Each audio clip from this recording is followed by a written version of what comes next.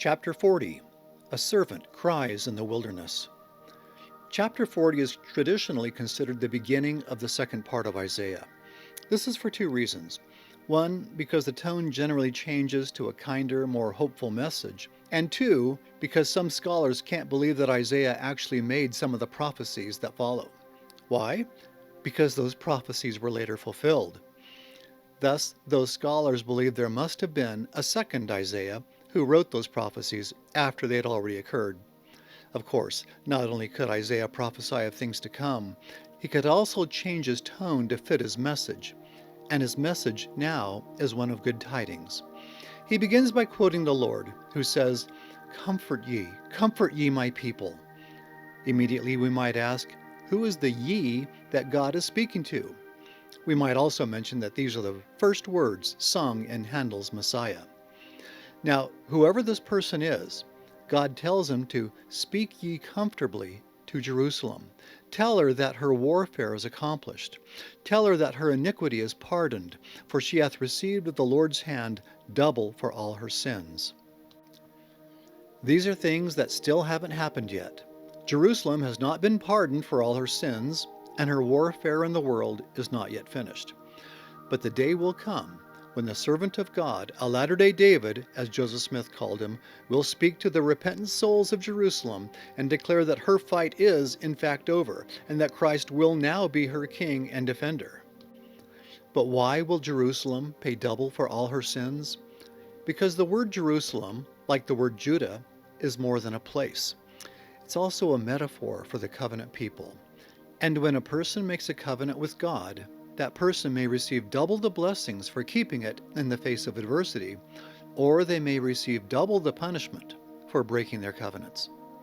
And Jerusalem, the people of the covenant, both in Judah and around the world, have indeed broken their covenants.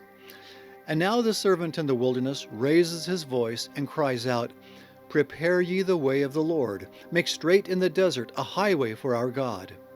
When he says this, he may literally be standing in a desert wilderness, but he will surely be standing in a spiritual wilderness in the last days. According to God's will, he will prepare a highway that will be level and will lead righteous souls to Zion. By the power of faith, this man will clear every obstacle. He will level mountains and raise valleys. He will make the crooked straight and the rough places plain. As Isaiah said, this will be a way of holiness, a path that only the holy will be allowed on. Some people believe that the Lord will do this personally and not through his prophet. But how do we know that this will not be the Lord? Because in the following verses, this person, this servant, struggles to know how to accomplish this. He says, "What shall I cry?" And he compares the people to grass and flowers that wither away. He seems to be saying, how do I reach them when they're so transitory and weak? But God tells him to go ahead, to get thee up into the high mountain, and proclaim these good tidings, for God will come with a strong hand.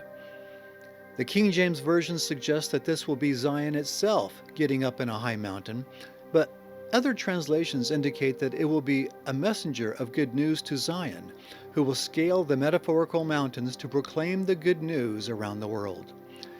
Indeed, in Handel's Messiah, it is a servant who is called to cry out and say unto the cities of Judah, "Behold your God."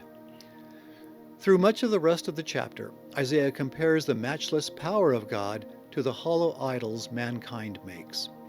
He says that compared to God, all the nations are but a drop in a bucket. God has all power, and when the time comes, he will do all things that are necessary for the purification of his people.